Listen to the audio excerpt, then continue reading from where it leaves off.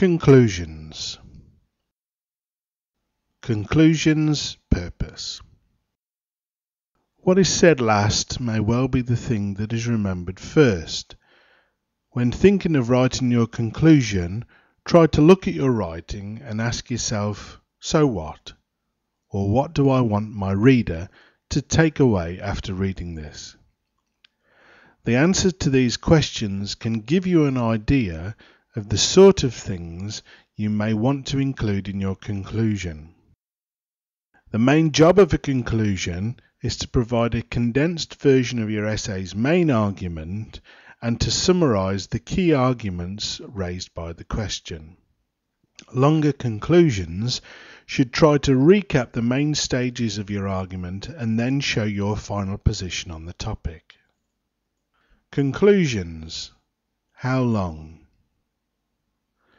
As was mentioned with introductions, the length of your conclusion is in part dependent upon the length of your essay as a whole. Imagine that you have a 10,000 word dissertation, then you would finish with the concluding section. It would not be appropriate to finish with a 100 word paragraph. As a rule of thumb, try to keep your introduction about 10% of your total words.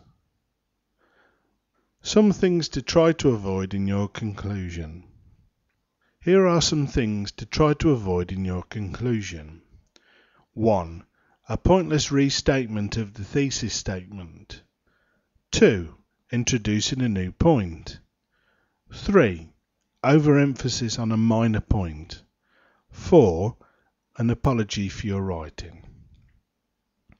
Some things to try to include in your conclusion.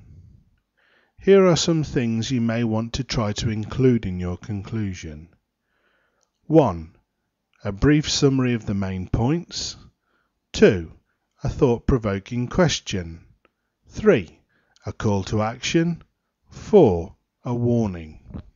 5. The possible consequences of a certain course. 6.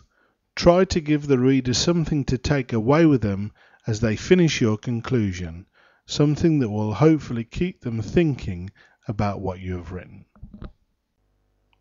Conclusions basics. If you're writing a short essay of about 1,000 words in length, what are some of the basics that you really should try to include? Basics for a conclusion should include 1. A recap of the main points in your argument. 2. Summarize and synthesize the main points raised by the question. 3.